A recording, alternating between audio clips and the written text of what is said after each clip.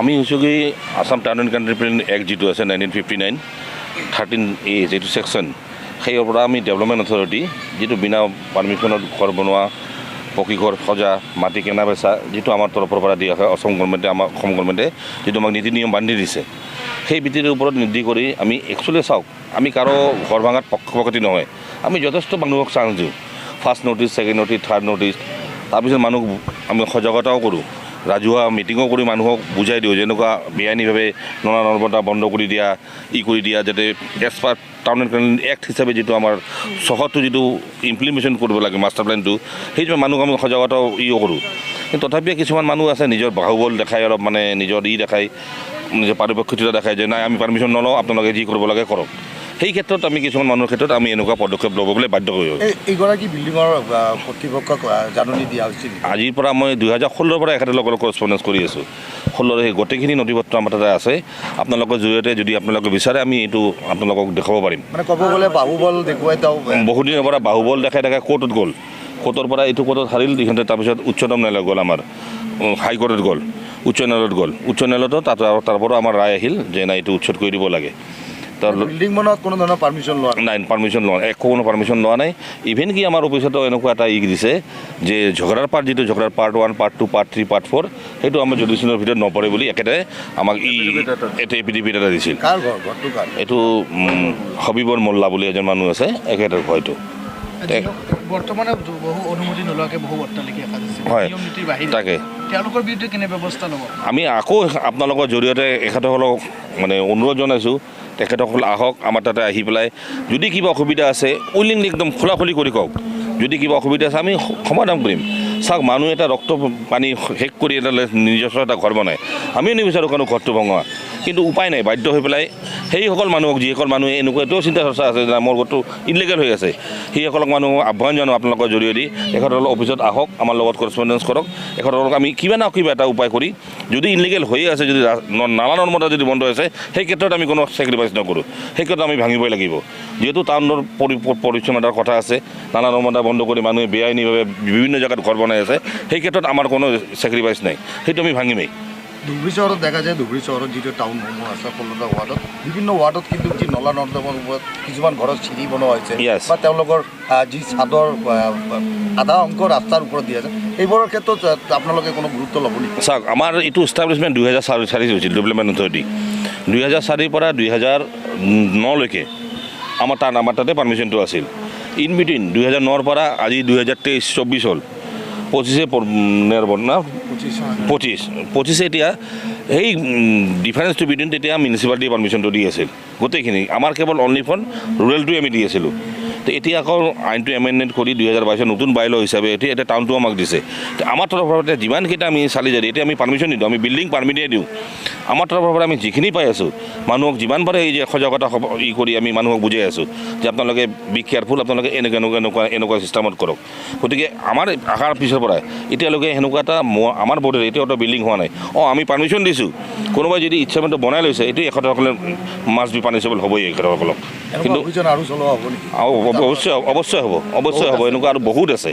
ইয়াৰ পিছত আমাৰ এই ঝগড়া বাৰতে আছে ওচৰে পাছৰে আৰু 2-3টা ঘৰ এনেকুৱা আছে যিটো আমি কৰস্পণ্ডেঞ্চ কৰি আছোঁ এটা কোৰ্টৰ পৰা অৰ্ডাৰ দিলে আহিলে আমি লগালগ এইটো আমি একশ্যন ল'ম কিয় এইটো কমপ্লিটলি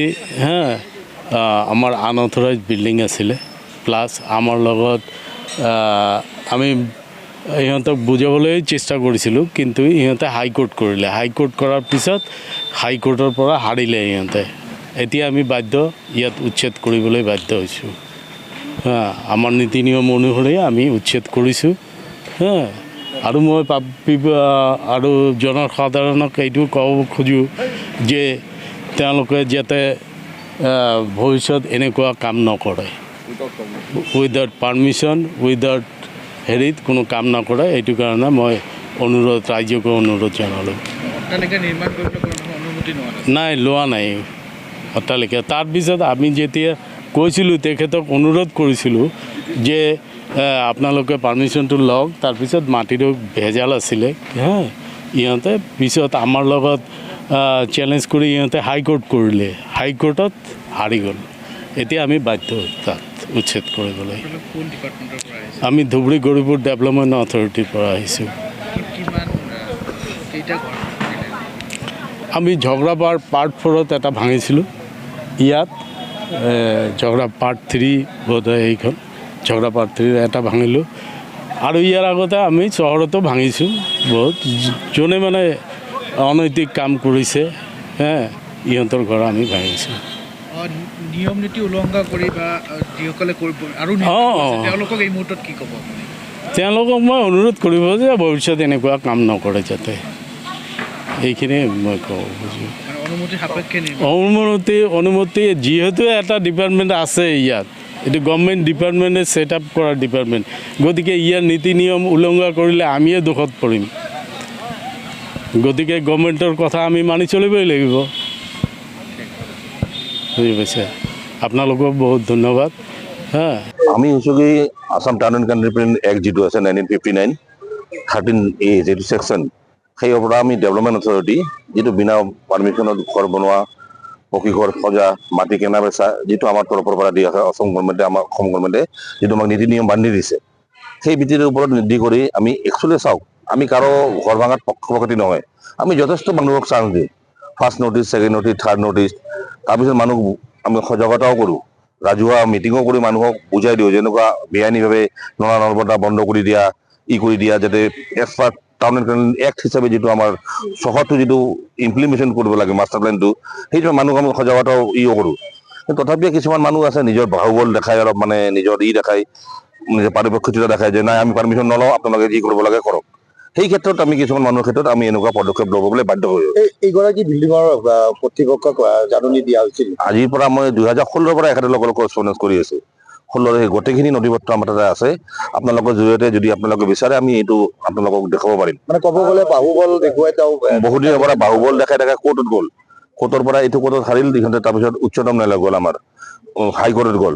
উচ্চ ন্যায়ালয়ত গ'ল, উচ্চ ন্যায়ালয়তো তাৰ পৰা আমাৰ ৰায় আহিল যে নাই এইটো উচ্ছেদ কৰি দিব লাগে। বিল্ডিং বনোৱাত কোনো ধৰণৰ পাৰ্মিশ্যন লোৱা নাই, পাৰ্মিশ্যন লোৱা নাই, কোনো পাৰ্মিশ্যন লোৱা নাই। ইভেন কি আমাৰ অফিচতো এনেকুৱা এটা দিছে যে ঝগড়াৰ পাৰ্ট যিটো ঝগড়াৰ পাৰ্ট 1, পাৰ্ট 2, পাৰ্ট 3, পাৰ্ট 4 সেইটো আমাৰ জুডিচিয়েলৰ ভিতৰত নপৰে বুলি একেটাই আমাক এটা এফিডেভিট এটা দিছিল। এইটো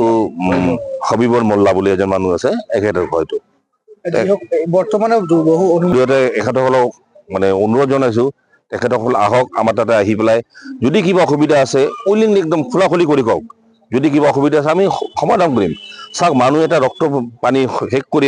নিজস্ব এটা ঘৰ বনায়, আমিও নিবিচাৰোঁ কোনো ঘৰটো ভঙা, কিন্তু উপায় নাই, বাধ্য হৈ পেলাই সেইসকল মানুহক, যিসকল মানুহে এনেকুৱা এটাও চিন্তা চৰ্চা আছে যে মোৰ ঘৰটো ইলিগেল হৈ আছে, সেইসকলক মানুহ আহ্বান জানো আপোনালোকৰ জৰিয়তে এখেতসকলৰ অফিচত আহক, আমাৰ লগত কৰস্পণ্ডেঞ্চ কৰক, এখেতসকলক আমি কিবা না কিবা এটা উপায় কৰি, যদি ইলিগেল হৈয়ে আছে, যদি